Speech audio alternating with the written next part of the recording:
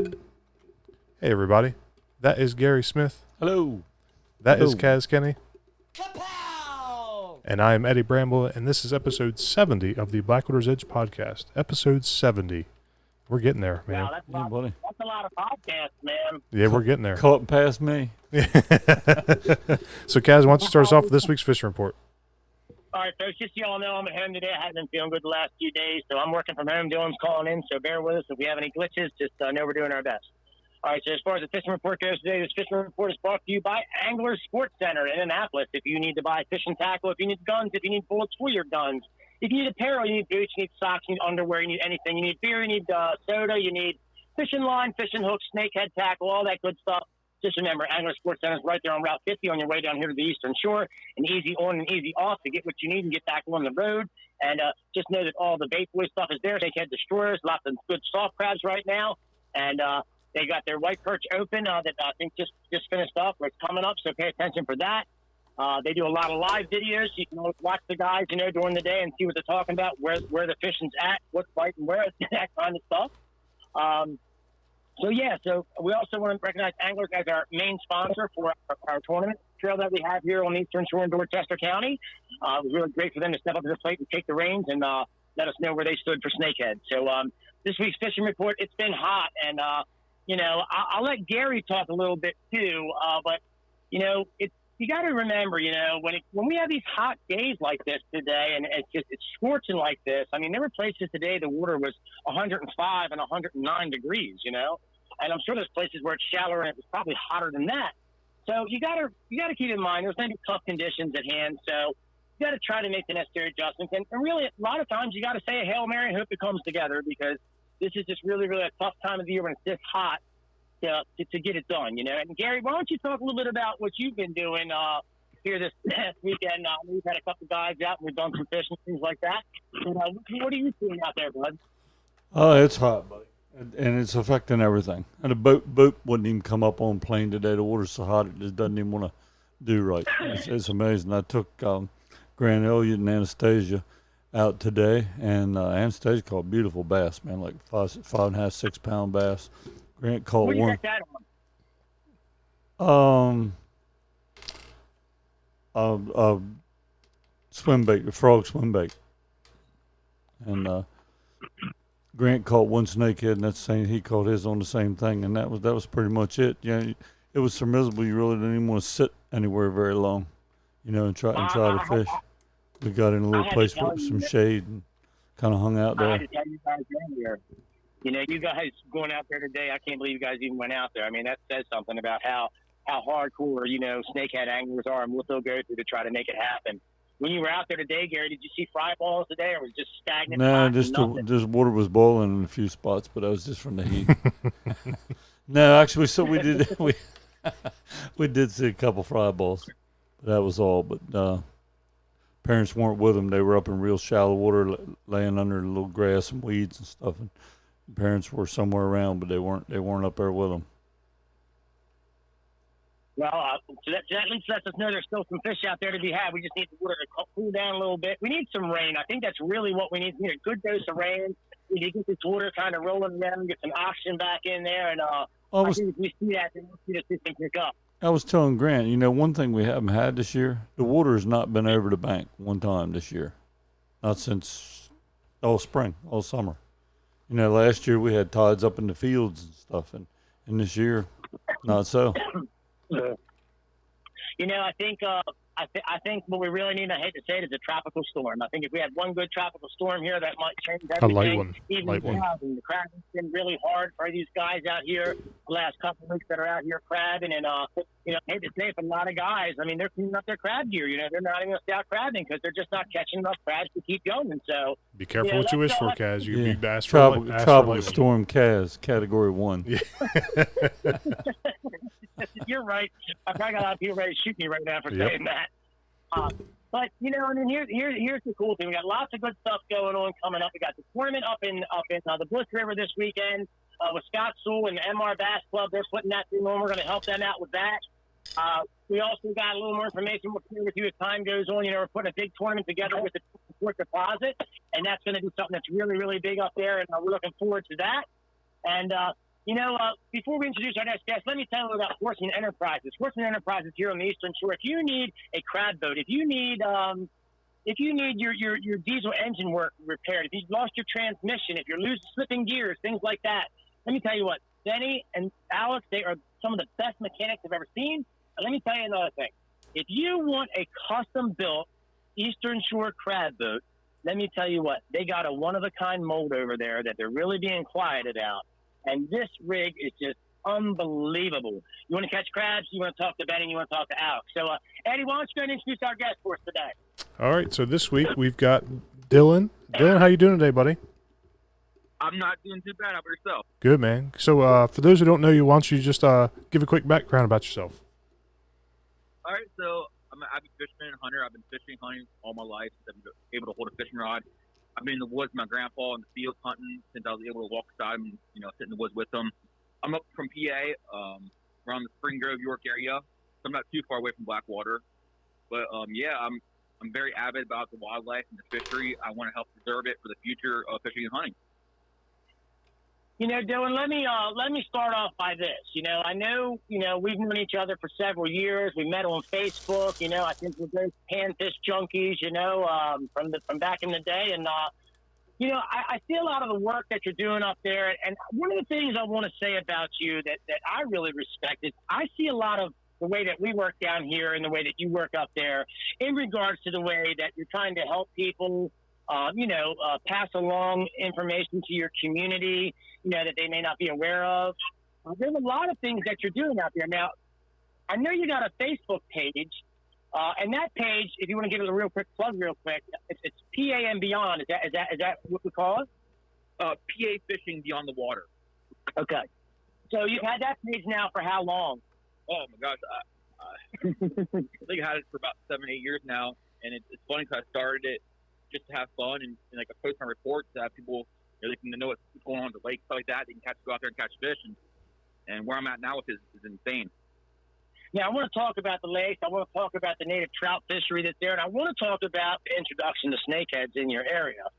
We do know that, they're in Redmond, and we've heard reports of some other places too, but I'm one of them guys that say I need a picture before I can back it up or anything like that, I want to touch a little bit about Marburg. Marburg is a lake that you're very familiar with. You spend a lot of time in there doing a lot of fishing and things like that. What have you done to kind of help, give back to Marburg? I know there's a lot of things that you do. Well, I start out with the fishermen out there and the hunters. I give back to them mostly. I take them out fishing for free. I'm always out there, showing them how to catch fish. I usually meet up with a lot of people every year to show them the ropes of how to catch fish and pass down their kids and stuff like that and go out there and enjoy the lake itself. That's what it's there for. It's there to enjoy. Now, I know you say you like a lot of hunting. Before we get into all the fishing, Gary, why don't you go ahead and talk to Dylan about some hunting? You and Eddie ask him a few questions about where he likes to hunt. Well, what do you hunt out? You don't have secondary up there like we do, so you got, but you got elk. No, we don't. Nope. No elk there? Not just too far south. No, we're too far south. Your whitetails then. We just got the whitetail. The occasional bear comes through here. You have to go a bit north to that. Fox, coyote. Waterfowl is a big thing at Marburg. The waterfowl hunting out there. Gotcha. Is that a public lake, private, or? Yeah, public. It's a public state park. Gotcha. So why don't you tell everybody a little bit about Marburg and a little bit about that lake? Maybe we should do that first. Well, Marburg's a big state park. There's fishing, hunting. There's archery areas there. There's rifle areas, slug gun, I should say, muzzleloader there. The fish there, pretty much everything, bass, panfish, pike, muskie. They just introduced stripers in there not too long ago. Walleye. There's actually bowfin in there too, which is one of the only lakes in southern PA that have bowfin in it. It's a great place to waterfowl hunt.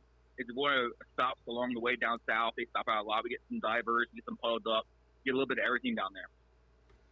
How's PA's hunting permitting, dude? You have to have a permit, or is it just public access, or? Public access. Yep. If you have a hunt license, you're allowed to hunt there. Cool. Out of state as well? Yes, correct. Yep. Cool. Gary, you thinking road trip? I'm always thinking road trip, man. No, Roadkill, road trip, same thing. Hey, this might be a good place to take the Snakehead Fishing Club fishing for a day or the weekend. You know, it's actually really nice. I fished it myself. I'm not no seasoned pro there, but I fished it and I've enjoyed fishing there and I've caught fish there, and I think it's a very beautiful place. It's very well maintained, and you know, I think that the fishery itself is an all around amazing fishery. You were talking about the stripers. When did they introduce the stripers to Marburg? It was probably about 4 years ago, 5 years ago now. So what size are these stripers at now? I mean, have you caught any of them? I haven't caught any yet this year, but upper high 20s, low 30s. Wow, that's not bad at all. And fat. When they put them in there, how big are they? You're talking inches or pounds? They're inches. Gotcha. High 20s, low 30 inches, yeah. Now, let me ask you this. Go ahead. Was the introduction of the stripers to help reduce the population of the overabundance of white perch? The white perch and gizzard shad, I believe. The gizzard shad are just as bad as the white perch in there. They're in about 100. So most lakes that have stripers in them, usually it's a big shad population. That's why they put them in there. Oh, yeah. This lake is going to produce some big stripers in the near future.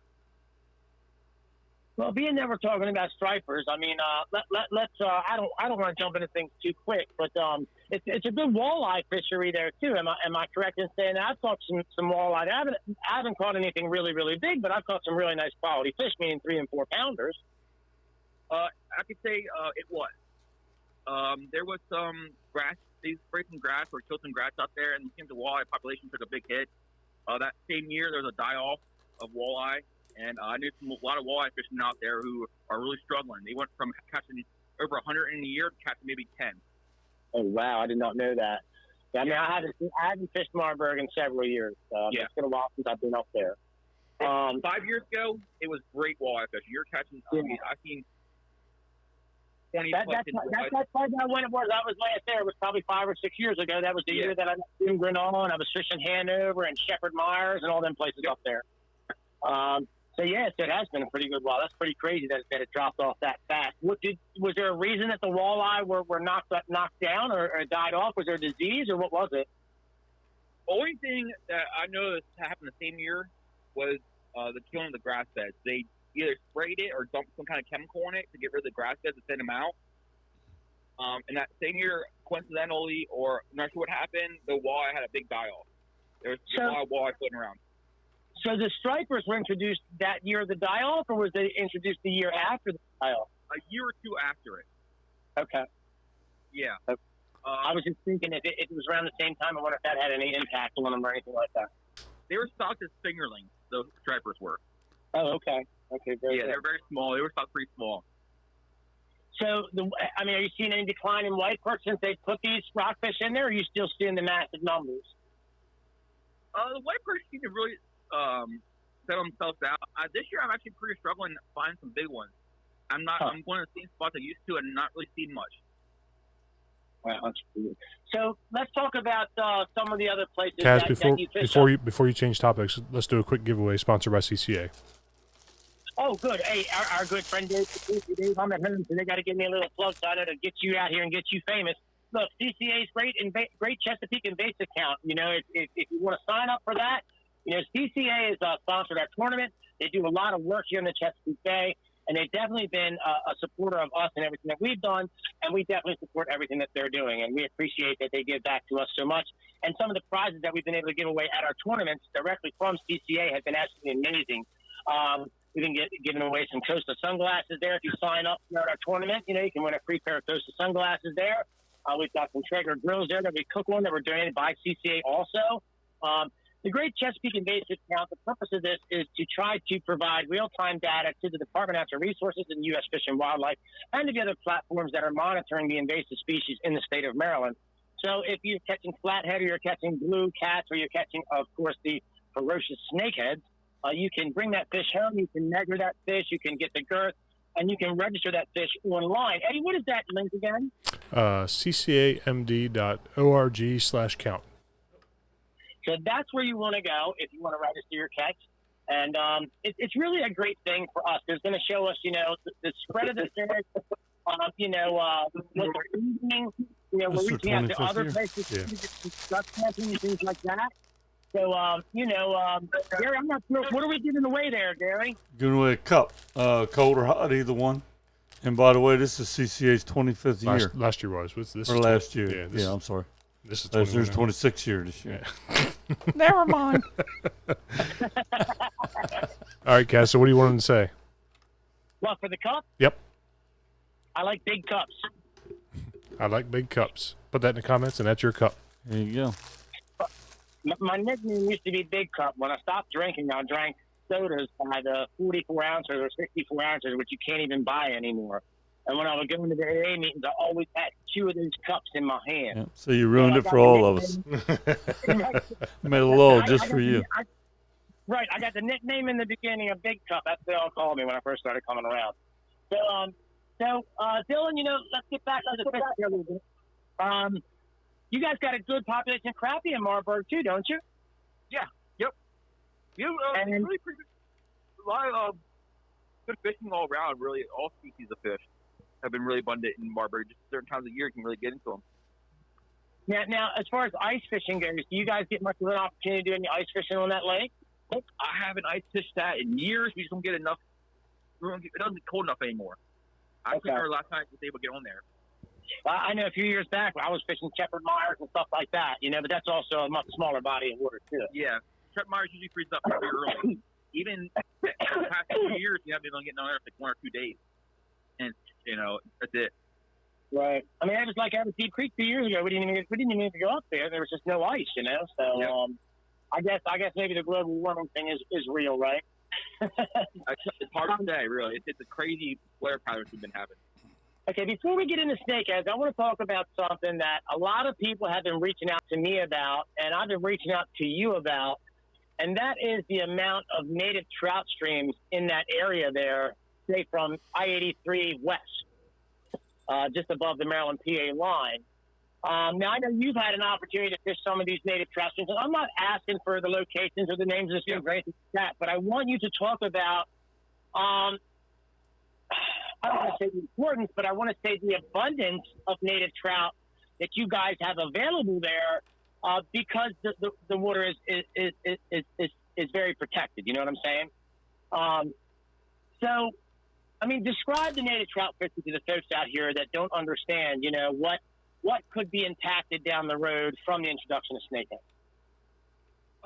We have a lot of native and wild trout streams in southern central PA. Even farther you go north, 10, 20 times more. We have a lot of spring-fed and creek, mountain creeks, stuff like that. So right down the road from me, I live near a place that's a trophy trout section.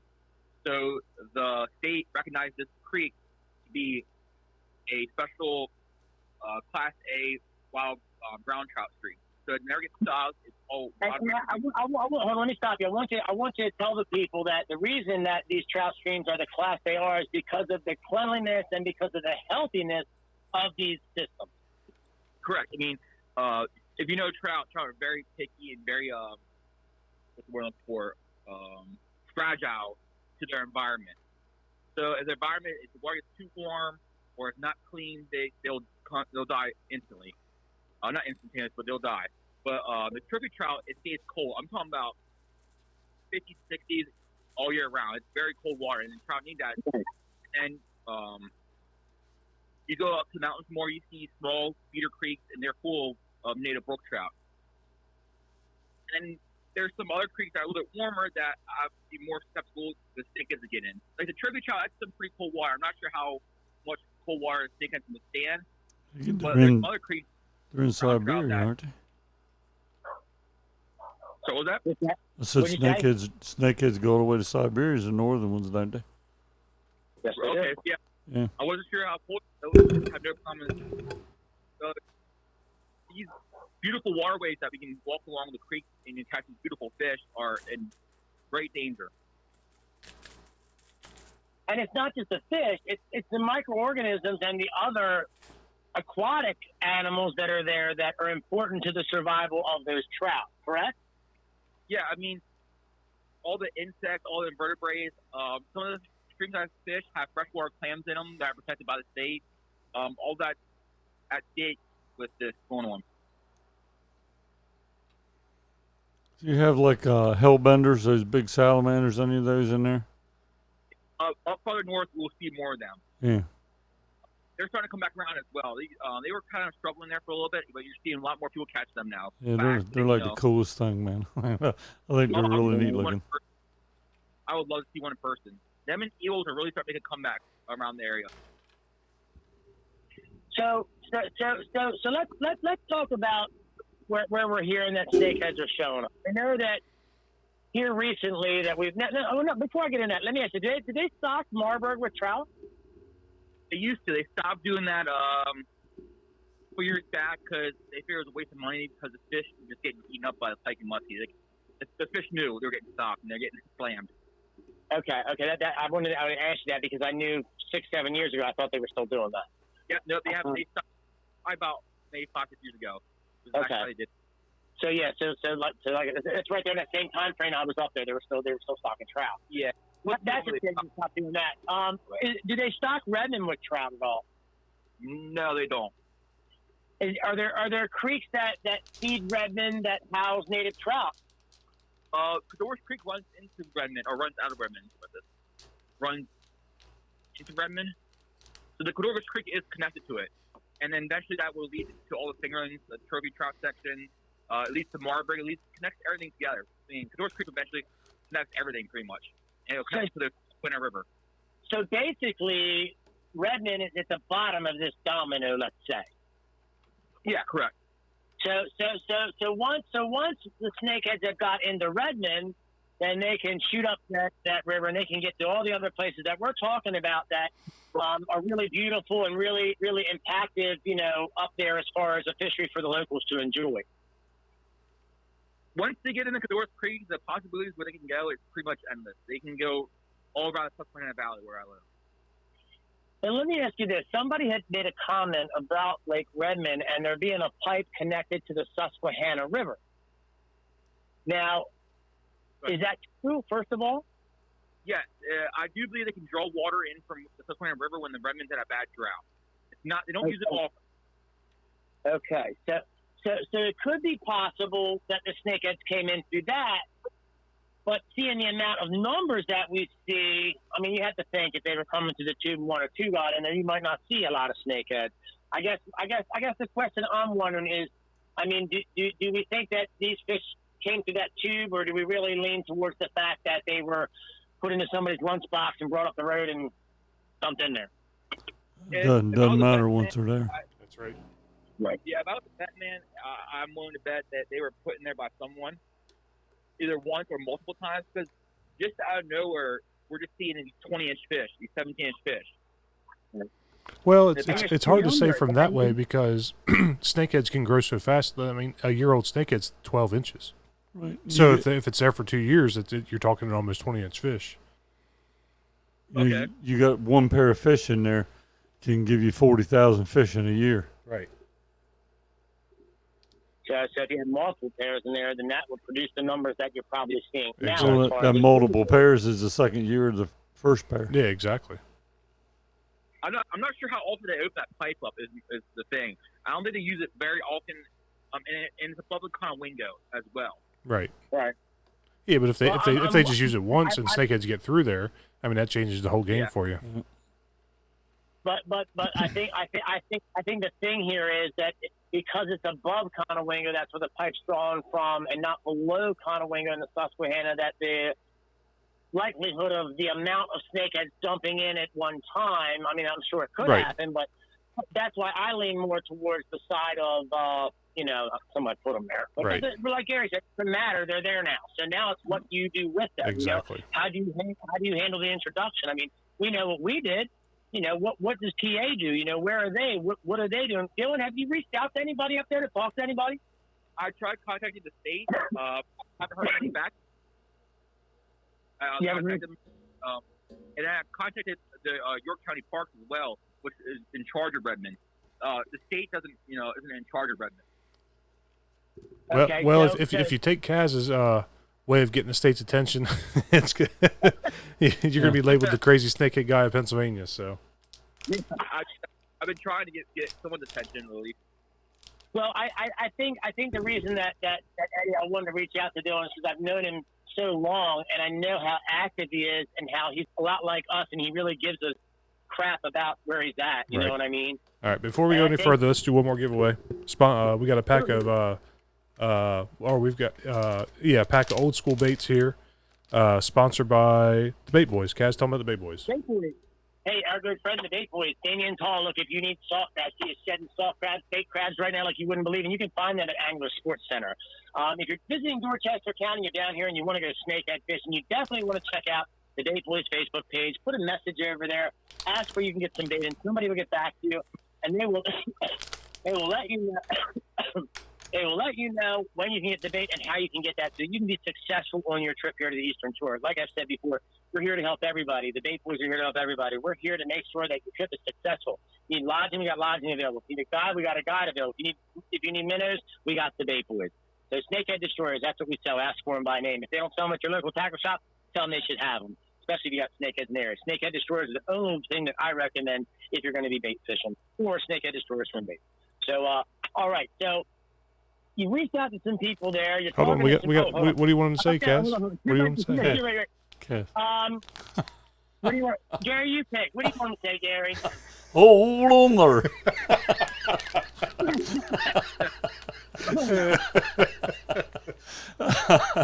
Oh, my. All right. What do they got to say, Gary? Think pink. Think pink. Easy enough. What is it? Think pink. Pink. They're pink. They're yeah, think pink. Pink. Oh, God, here Hold on there, Bobby Louie. So put that in the comments. You can have them snakehead or them baits from the Bait Boyz.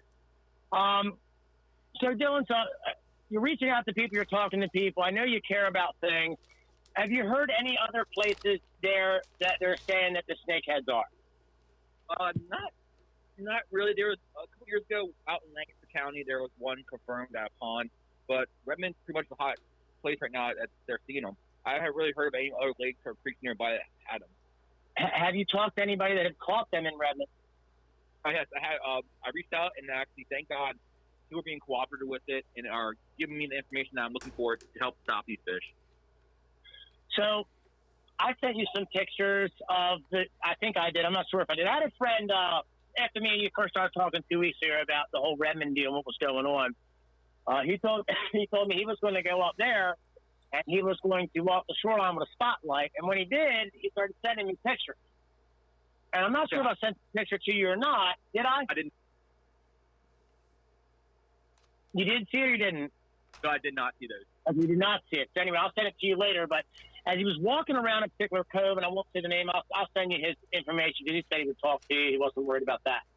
But he walked around with a spotlight and his camera, and he was taking pictures of, the gravel on the bottom. And unbeknownst, he sent me a picture. He said, "What is this?" And I wrote him right back. I said, "That's definitely a snakehead." He said, "Man," he said, "I got to tell you." He said, "They're all over the bottom." Now, these fish were only probably 4 to maybe 5 inches long. So I would say it's probably a spawn already of this year. Okay, looking at the size of what he was showing.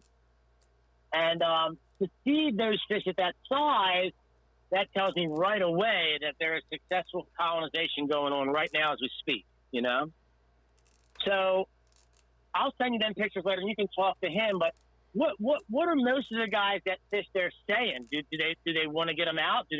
Are they glad they're there? I mean, what are they saying? Well, to back you up on the fish fry thing, they're 100% spawning and actually being successful at it.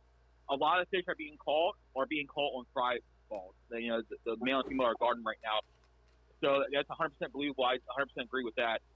What are people saying? I'm having about probably 75-25%. 75% of people are wanting them gone. And then 25% of people who say they're fine, they're not going to do anything, and they're staying there. But so far, that everyone I talked to that caught them have killed them and taken them home or, just slaughtered them. Now, what are the folks up there saying? Are they eating them? What are they saying about the meat? Yes. So far, I talked to people and they're loving how good they are, which is, I'm not sure if it's a good thing or a bad thing. You might want people to keep them around a bit longer. Well, I think it's a good thing that they're eating them, but I also think that if they're there, and I think that you're going to have plenty here very soon. So I don't think you have to worry about that. I think the thing here is like where we were. You know, what do we do? How do we approach it? Where do we go from here?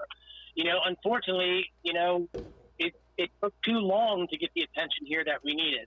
So that's why we are where we are. You know. I mean, Gary can tell you. I mean, Gary, tell him a little bit about, you know, what's happened to the forage here and what's going on, you know, what they can expect to see up the road. Well, the thing is, I don't think it really matters. You're not going to get the attention until the problem is there. You know, I was talking to Grant today about that. Data takes time.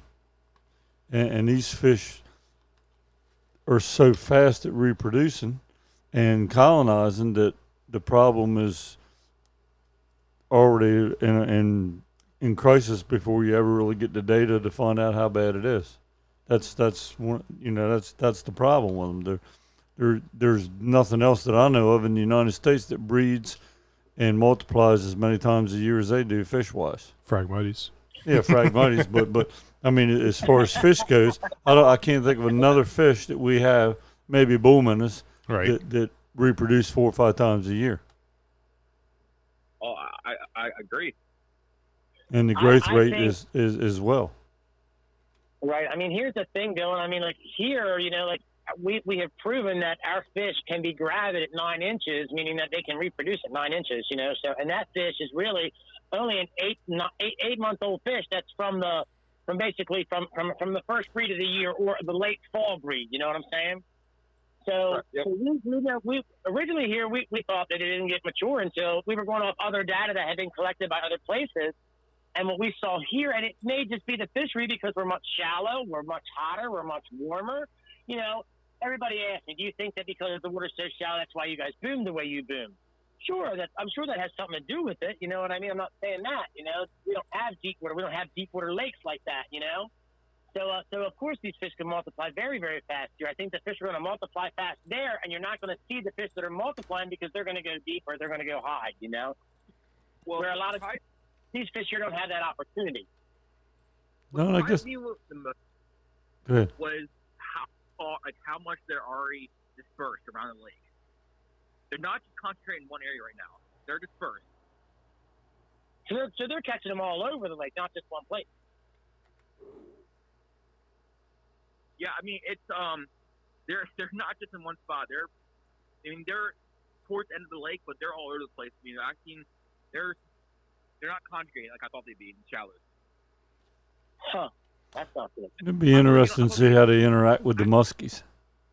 Yeah. Yeah, me too. Yeah, I thought they'd be in the shallow flat, but nah. I mean, they caught some in some semi-deep water already. So let's talk about the species that are in Marburg. What do we have there? I know we have several, and there's a lot of trophy species there. And I know that the name Redmond, you know, that the folks that know it, the locals that fish, and the people that have put time in there. I mean, I fished it years ago, and when I say years ago, I was in my early 20s. You know, and we caught some nice stripers there and hybrids there and things like that. I remember that. But I haven't fished that lake in, God knows, probably 10, 15, 20 years maybe. I don't know. So let's talk about the species that are in there. What do you have in that lake? Redmond, it's probably most known for its stripers. Right. Quality in there. What's the lake record on striper? Do you know? I'm not sure exactly. That's Marburg has upkeep of that. I'm not sure if Redmond actually has the actual official document of that. Okay.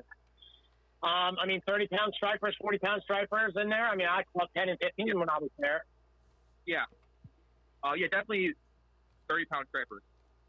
All right, and what other? I mean, what are the stripers eating? Well, I guess is my first question, because that's just going to be competing with these snakeheads, and which I'm sure they're competing with the muskies too. Is the muskie population very big?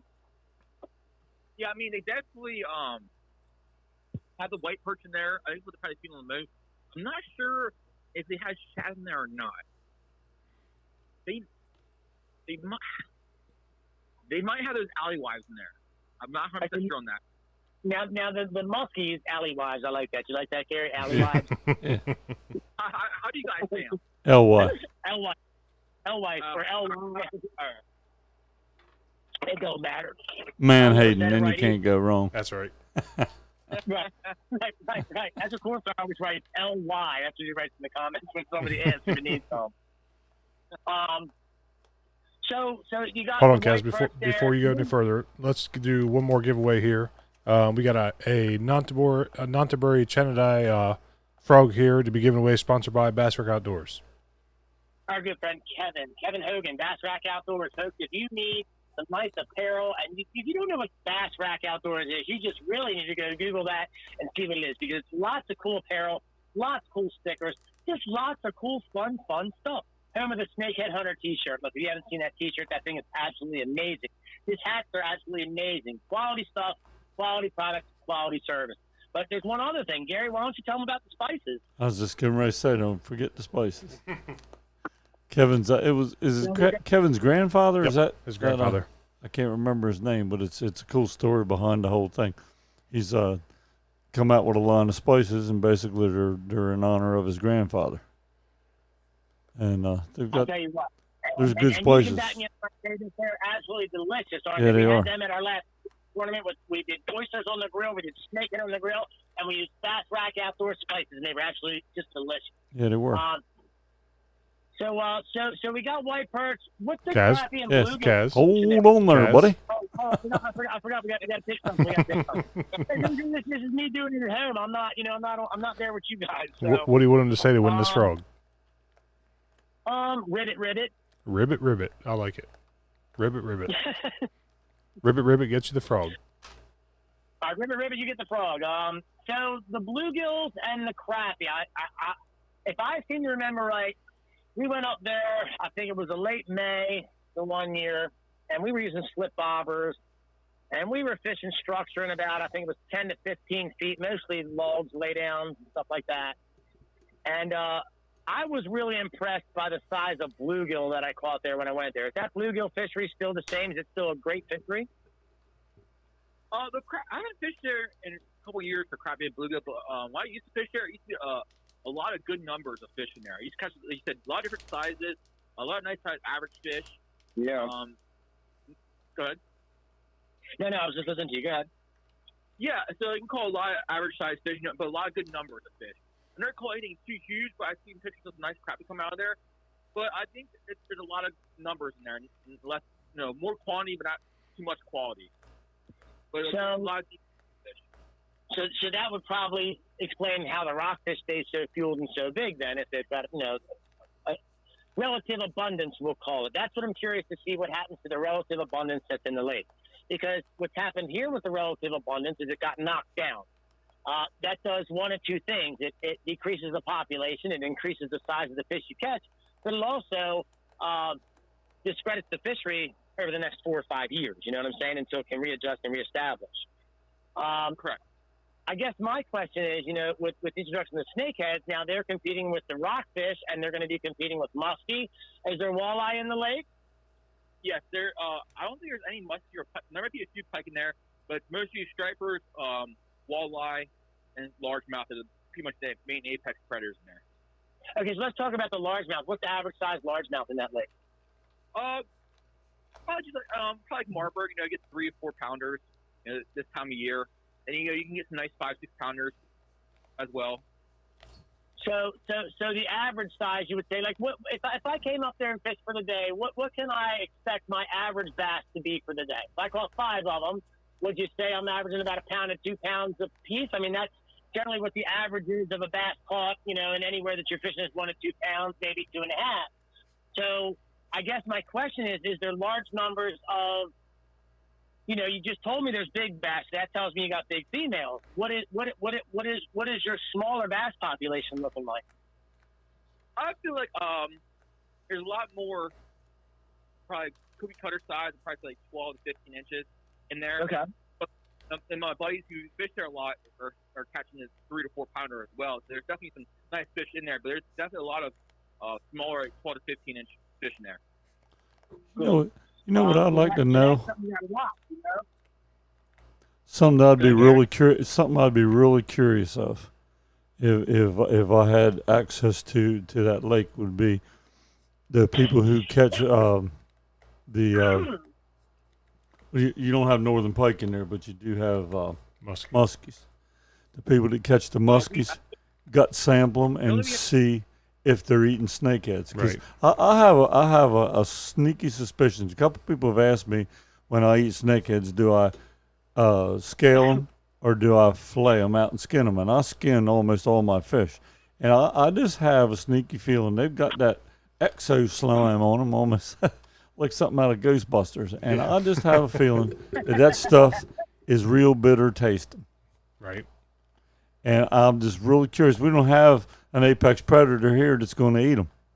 You know, bass will eat the little ones, but the little ones don't quite have, you know, they haven't built up that big slime like the larger ones do. But it'd be really interesting to see if the muskies are actually going to eat them, if they'll tolerate the slime on them by, you know, eating them. Because if not, then you're going to have the same situation that everybody else has. Yep. You know, I mean, my biggest concern is just, I mean, here's the thing, man. I don't care what anybody says, dude. All right? Anybody out there is not going to change my mind.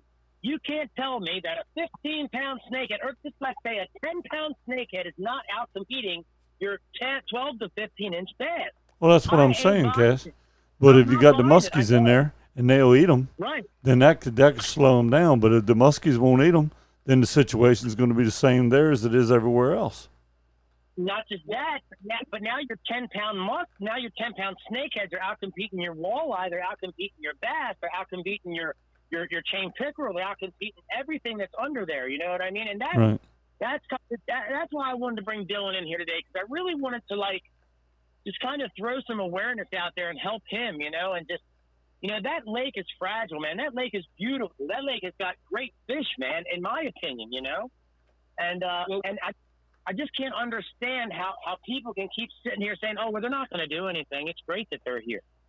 You know, that's just, I just can't understand that. One thing I know is, Marbur's a huge muskie lake, and I know muskies, I'm not sure how often they'll run into each other, because muskies like to sit in some deeper, cooler water, except for the springtime when the moose shallows like that to feed and breed like that. But most of the time they're sitting in a lot deeper water and cooler water. So I'm not sure how often they would actually come in contact with a snakehead if a snakehead's not spending in open water, like the white perch. They get hungry, they'll come up. Really? They may come up and feed at night or something. Yeah, it's like Marbur's like that. I know the muskie are sitting fairly deep. And how do snakeheads react with structure? Do they like structure like that? They remind me a lot of pickerel. They do kind of the same thing as pickerel. They love grass. They'll lay right down in the grass. They'll lay behind a log like a bass does. And if it's any sticks or anything, they'll get right in the middle of it. And here's another thing that will help snakehead anglers that are up there fishing. Remember this as just a pro pointer tip or whatever you want to call it. You know, if you're fishing on a piece of structure and it's not breeding season, it's not pairing season, it's not, you know, it's eating season, let's say, okay? You're in the spring, you're in the fall, you know, you're going into the winter, you know, these fish are feeding off. Remember this, if you catch one fish off a piece of structure, most likely because they pack up and they spool up when they do this, there's another fish waiting to take that fish's place on that exact same log. Right.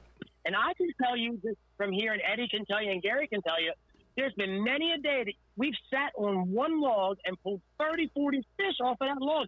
I can tell you there was a bridge that I fished one day with Wayne Brown. He can back me up on this. I caught 27 snakeheads off of the same piling. Couldn't catch them off any other piling on the bridge, but caught 27 snakeheads off that same piling.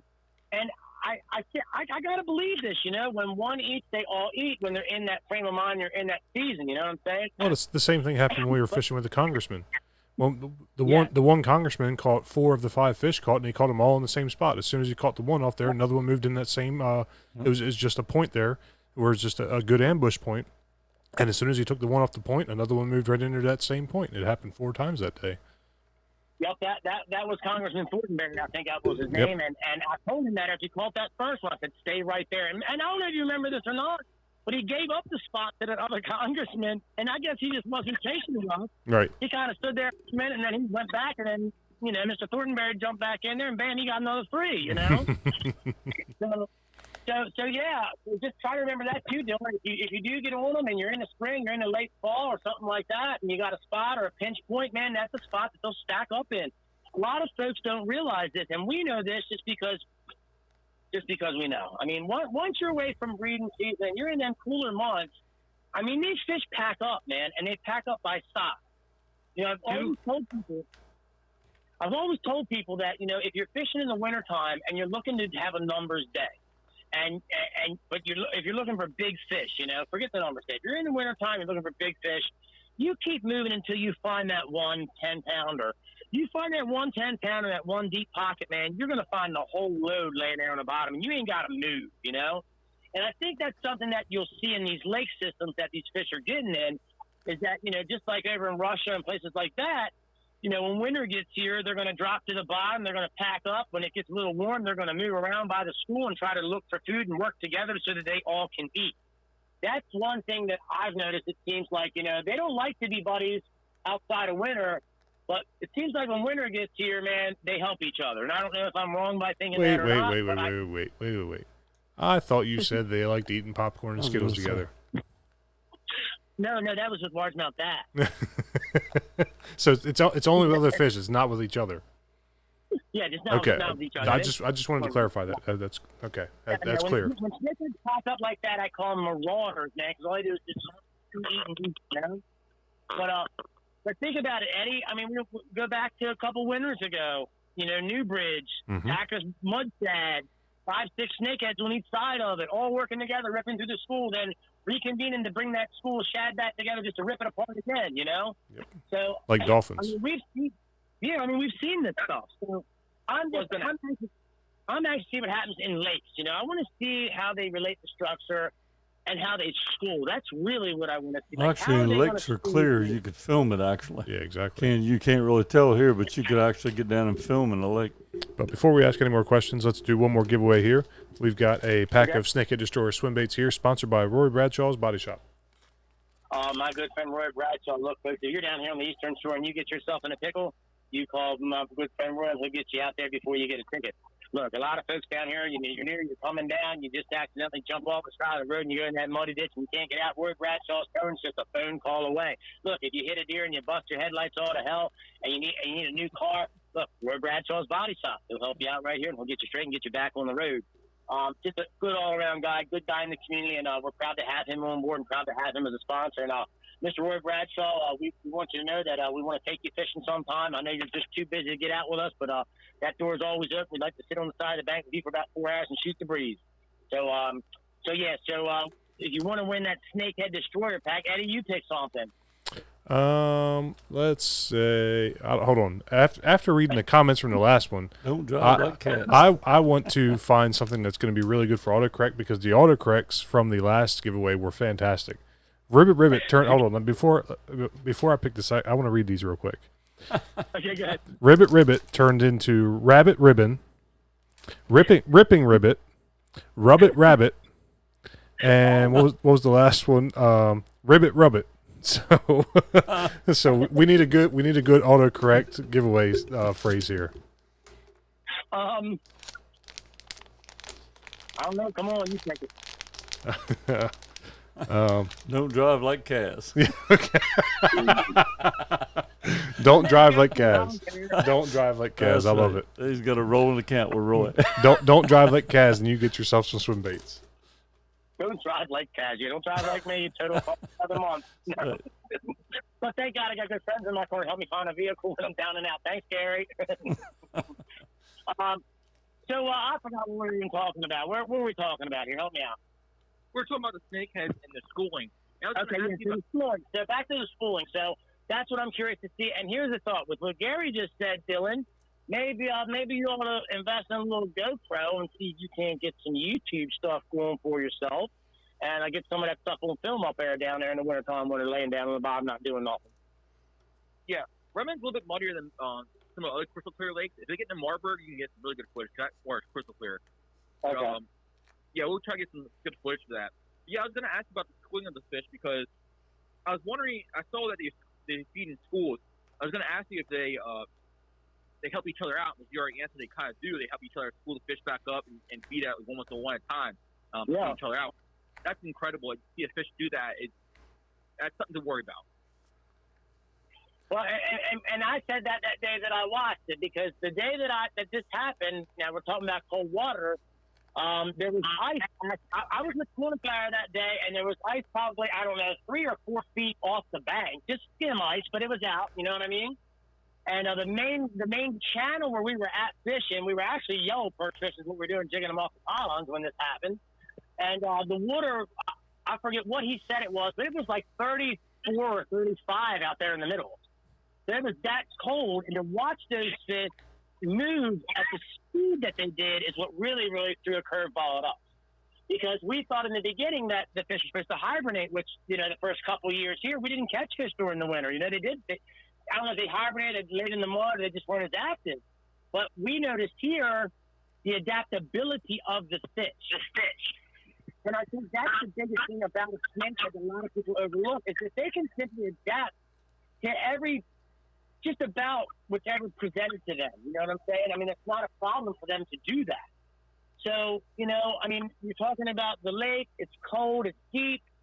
I mean, time's going to tell what they're going to do. You know what I mean? That's going to really tell us, the other thing too, I mean, I don't know if these guys gut checking anything that they're keeping?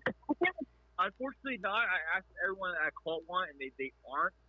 Okay. But I put it out there now that I want to go to, so hopefully next couple that are caught, I will get to see what's going on inside their stomach they're eating. And maybe what you might want to do is log it, so that when somebody does believe you or hears you and reaches back out to you, that you've got something that you can give them, because that's what I did with Jim Thompson. Jim Thompson, everybody thought I was nuts. There's no way you're catching 100 snakeheads in a roadside ditch that's 1 foot wide by 1 foot deep, and I'm like, okay. When he came down here and he saw that, then I was able to present the case. At the end of the day, I looked at him and I said, Jim, what do you think? He said, dude, you guys got a big problem. There was no doubt in his mind after seeing what he saw. And even Andy Harrison, the congressman, when we took them fishing, we didn't catch nothing but snakeheads. We didn't catch anything else. He even said that, it's really alarming that, we haven't caught anything else, So I don't know. I guess I would be curious to see what they're eating in the lake, from the jump, to see if it changes or switches over time, because we've watched here, and Gary, you can certainly back this up about the amount of food that's available here. Oh, yeah. They available. They work on one species, that they'll find something they like. When they find what they like, then they eat that till there's not much of it, then they find something else. And we know that's what's happened here, because we watched in the beginning with frogs, crayfish, chain pickerel, bass, yellow perch, bluegill, catfish, eels, carp. Now they're eating carp. They never ate carp in the numbers that they're eating carp, There's nothing left else to eat. It's because the food that was here is gone, and it's not bull crap, Our Have resident to find another grocery gone. store. I mean, and Gary, I mean, you can back it up. You've seen Oh, it. You see it every day when you're out there fishing with these guys. What have you gone from? You've gone to catching, 5, 10, 15 a day to you're struggling to get some in the boat. And part of the reason is because there's no food. They've left. They've gone into other rivers. They're in the Chick. They're in the Trans, and they've moved out of Big Blackwater. Dylan, I've got a question for you. The people that are catching them up, are they catching them on live bait, or are they catching them on artificial bait? So I had one guy caught one on a bluegill, one guy caught one on a worm, one guy caught one on a fly rod. He's using a green net trying to catch bluegills. Mm-hmm. He caught one that way. Yeah. Freddie Reeves was like that. Freddie Reeves, our fly fishing in Lake Redmond. Go check them out. What I'm wondering is how their vision is pretty good. And here our water's real dirty. I mean, they call it Blackwater for a reason. And so a lot of times they're actually striking in a movement. They can't really tell that there's a leader on it or whatever you got. I use braid and I don't use fluorocarbon because they can't really see it. But in that clear water, it'd be really interesting to see how well they can see. It's like difference in yellowfin and bluefin tuna. I really wonder if they can see as well as like a yellowfin tuna, that they can pick out that leader off of there, or see the little imperfection in a lure and realize that it's a lure, not a fish.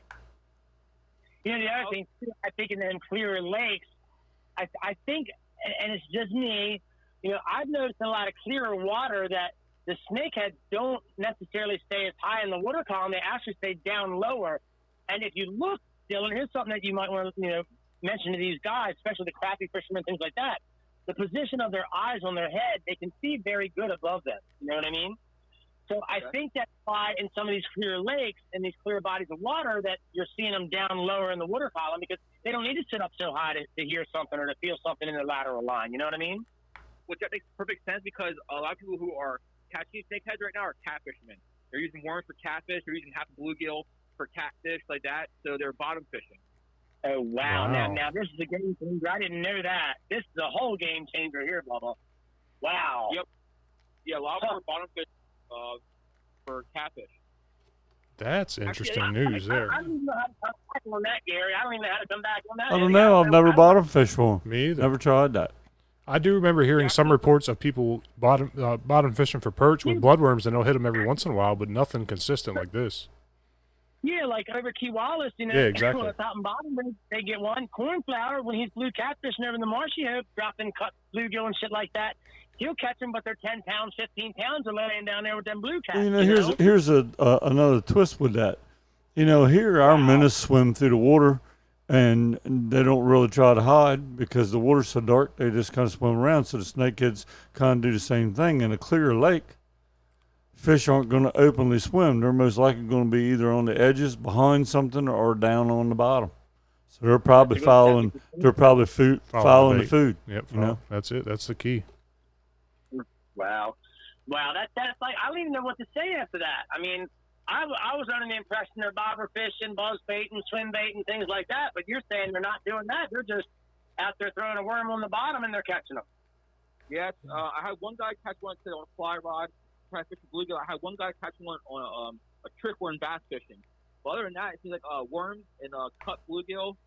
And I think the first one I was ever caught out there was actually nighttime. He was nighttime fishing for catfish out there.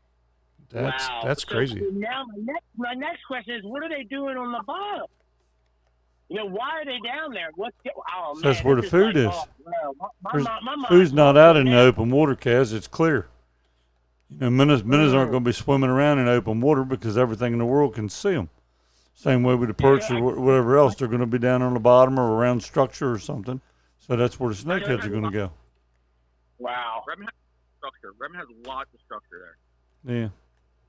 Yeah. Wow, man. Dylan, you got to make sure that whoever you talk to up there, biologist-wise, that you make sure that they know that. Because now I'm just sitting here thinking, wow, man. You think about all your fry and all your small fish, man. That's where they go. That's where they go to hide. They're extremely adaptable fish. There's no doubt about that. I mean, they've proven that to us. They can adapt to pretty much anything. There's something down there they want. And if they're all over, so you're saying these guys are bottom fishing all over the lake and catching on that? Correct. Wow. Oh, my God. Jim Thompson, I hope you're listening, Jim Thompson. These fish are not congregated in one area of that lake, and I have I've been keeping data. I have records of where fish are caught. I've marked it on the map and what they use and all kinds. I've been keeping data of it all, and it's not just in one spot. How deep is this water? How deep is Redmond is? I mean, how deep are these guys catching these fish? It really depends. So some are the one guy called them into shallow water. When they're on the fry ball course, but the other guy catching when they're fishing catfish, I'm not even sure. Honestly, I'm not sure. I have no really idea how deep the water they're fishing in. That must be something else you want to monitor. Yeah. Find out how deep the water was where they caught them. That'd be interesting. God, they've gone to a new low. Now they're bottom feeders. I really hope that Jim Thompson, Joe Love, and Josh Newhart are all listening to this. I really do. Kaz, you got any one more for Dylan? We're running short on time. All right, Dylan. Look, we got sitting there, and I want to bring you back next week for part 2. Now, always down. I'm always on the lookout. I'm trying to touch out and get some people's attention, but it's a struggle right now. But hey, I'm not quitting. I'm gonna keep these snakehead at bay. Look. I see you doing what I did. Don't you give up, dude. Believe me, there are lots of people trying to rain on my parade. Lots of people that troll me. Lots of people that cuss me. Lots of people that threw rumors around. And just lots of just dirty people, bro. You worry about what you care about. If you care about, then you do what you got to do. I tell everybody, if you believe in it, fight for it, man. I'm right there at the front line. I'm taking this head on. People are behind me. They're behind me. If not, I'll do it alone. Okay, before we let you go, Dylan, I want you to plug a couple of your sponsors. I know you got some sponsors out there you want to talk about. Talk about the shop that you help out in, where people can come to you at. You know, you'll be at that shop. Yeah, so luckily at W Sells in Hanover on York Street, it's a hunting and fishing shop. They have guns, they have ammo, they have fishing rods, they have lures, they have a little bit of everything there. It's a one-stop shop. And in the shop, I carry the baits I use, the crappie fishing like that. They use contraband baits, Bo Bowers jigs. They have chicken bass fish attractant. I'm trying to get Denali rods in there. Trying to get vicious fishing line. Yeah. They have natural forage bass baits in there to use local bass fishing. They have swim baits in there. You can start using snakeheads once try to catch snakeheads out there with some beautiful looking swim baits. Well, we might have to get you some snakehead destroyer swim baits up there to your shop. We'll do that for you. Get some snakeheads up here. Look, Dylan, I want to thank you. Gary and Eddie, I'm sure thank you too. And Oh yeah, for sure. Look, we're going to be back in touch with you because this is something that we definitely want to revisit here. You know, maybe in another month. So you keep piling up that data, and what I'm going to do for you here, you have my word. I'm going to start on PA next. So I'm here to help you. Okay. Thank you guys so much. It's been an honor to be a part of this. Thank you, man. Yeah, thank you. Interesting conversation. Hey, Thank you, Dylan. The week spotlight. Well, yep. That's what I was just about to touch on. This week we've got our snakeheadlife.com Angler Spotlight of the Week, sponsored by the Land Group, submitted by Jeff Frock. Kaz, why don't you tell everybody about the Land Group? So the Land Group, our good friend Rob Fryer. Look, if you missed that beautiful piece we had up there for $300,000, the $400,000 I was down here, let me tell you what, it had everything that you wanted and could dream of. Trophy sucker, trophy snakehead. I mean, I ain't kidding you. I know the property. And look, Rob Fryer is just a stand-up guy. If you're looking for that dream property, that place that you want to call home, that place that you want to go just to get away from the world because it's just gotten so crazy you just can't deal with it anymore, and you need land and you need dirt, he's the guy that you want to find. Look, when I decide it's time to escape, I'm going to call my good friend Rob Fryer. Y'all ain't never going to see me again. You're going to hear about me 100 years from now in the woods somewhere about this old guy that rotted away eating snakeheads. So, look, the Land Group, give him a call. Check out Rob Fryer. Like I said, this was submitted by Jeff Frock. I think he said it was his son, if I remember correctly. This one was 33 1/4 inches and 12.1 pounds. Very nice snakehead. Yeah, nice fish. Also, why don't we touch on the fishing club and the tournament real quick, and then we'll get out of here. That was the next thing on my list. So yeah, our Snakehead Life Fishing Club, the next meeting is August 18th, which is a week from tomorrow. It's $50 a year to join the club, and we've got all kinds of projects we're working on. Let's see, the next tournament is September 18th, and that is the Blackwater Snakehead Open. That is the final tournament of our series for the year, sponsored by Angler Sports Center. And like I said, everybody's competing for that Angler of the Year prize, sponsored by CCA Maryland's Great Chesapeake Invasive Count. The current leader is Justin Klein with 324 points for the Angler of the Year prize. We also have optional Calcuttas like all the other three tournaments. We have the heaviest of the tournament, sponsored by Bassrack Outdoors. Longest of the tournament, sponsored by Horseman Enterprises. The most harvested, sponsored by the Land Group. The heaviest of the year, sponsored by the Bait Boyz. And the current leader is also Justin Klein with 9.55 pounds. And as always, there is the free-to-enter kids division, sponsored by Roy Bradshaw's Body Shop. Let's go through the winners of the giveaways real quick. The winner of the CCA Cup is Patrick McCabe. Kapow! The winner of the Old School Baits was Justin Sellers. Kapow! The winner of the Nonthaburi Frog was Tyler Smith. Kapow! And the winner of the Snakehead Destroyer Swim Baits was Mike Dunsmore. Kapow! Any more Kaz? Hell yeah. Yep, hell yeah. This is a good show. Again, thank you, Dylan. And look, I'm going to give away some free crabs here, but before I do that, look, folks, if you have not had a chance to get out to the crab sit at the Maryland line in the last couple of weeks, you just don't know what you're missing. We have had some of the biggest crabs here from the trout liners here on the Eastern Shore you've ever seen in your life. And when I say big crabs, I mean 7, 8 inch, 9 inch crabs. I'm not kidding. You can see the pictures on our page. So look, this weekend it's going to be hard crabs, another load of soft crabs, man, some rockfish fillets. I'm really thinking about bringing some whole snakeheads up there for you guys. You guys are starting to ask for them. I talked to my netter. He said I can have them this weekend. So if you want some snakeheads, let me know, and we'll get you some up there so you can try them and see how good these things are to eat. That being said, I guess it's time. It's now the Tuesday giveaway. That's what we're going to call it nowadays. So look, all you have to do with the crabs kit, if you want to win free crabs, like, share, comment one of our posts, and share it on your page, and leave a comment in the comments so that I can go make sure that you did that. And you do that, then you register for free crabs every weekend. Doesn't matter what post you do it on, just do that. So anyway, before we leave you today, we're going to leave you a little crabby jingle. Take away the crabs, don't you? I'm going to give away a couple dozen crabs here. The first person's going to get some crabs here is Floyd Scott Jerk. I'm going to give you 2 dozen mixed Maryland crabs this weekend. Ashley Rebecca, I'm going to give you 2 dozen mixed Maryland crabs this weekend. And of course, you know what I'm going to leave you with right now? That's that little crabby jingle. Hopefully, don't start coughing while I'm doing it. My crabs, they have 3 first names. It's heavy, full, and fat. My crabs, they have a 4th name. Absolutely mustard! Absolutely mustard! Absolutely mustard pack! That hurt my throat. So if you ask me where they're from, they're 100% guaranteed Maryland #1. At the crab stand, here's a fact I know for sure you're coming back. Kapow! Kapow! And kapow!